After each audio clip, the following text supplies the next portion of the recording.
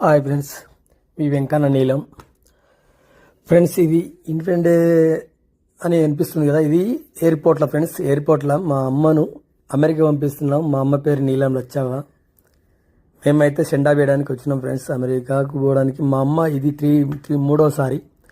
First time వేరే తమ్ముని దోస్తుతో పోయింది, సెకండ్ టైం మళ్ళీ అట్లే పోయింది, థర్డ్ టైం అయితే మా అమ్మని ఒక్కదానే పోతా, నాకేం భయం లేదని చెప్పేసి ఒక్కతే పోవడం జరిగింది ఫ్రెండ్స్. చూడండి, ఒకళ్ళు వచ్చారు తీసుకెళ్తున్నారు.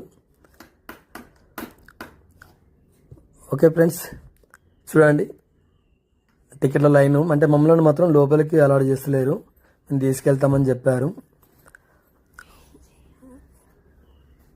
వాళ్ళైతే వచ్చి వాళ్ళే లోపలికి తీసుకెళ్లారు.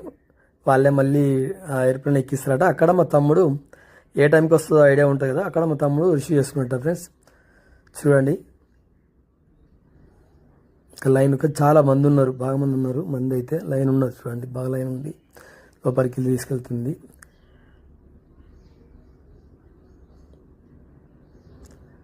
ఓకే ఫ్రెండ్స్, చూశారు కదా. మా అమ్మ ధైర్యానికి అయితే మీరు ఒక లైక్ కొట్టండి.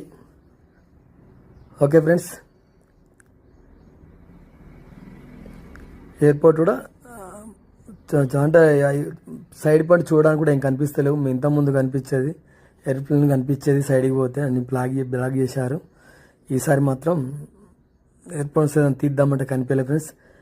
ఓన్లీ ఇది మీకు నచ్చినట్టయితే ఒక లైక్ కొట్టండి, షేర్ చేయండి, కామెంట్ పెట్టండి. Okay friends, bye friends.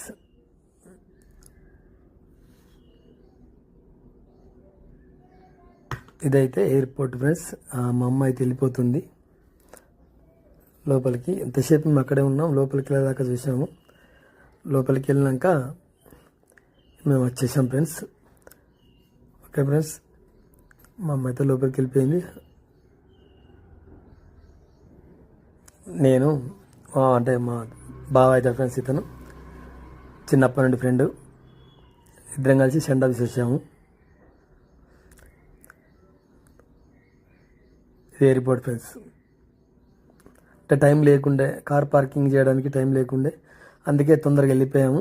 అంటే ఎక్కువ తీయలేకపోయాము. Bye friends, bye.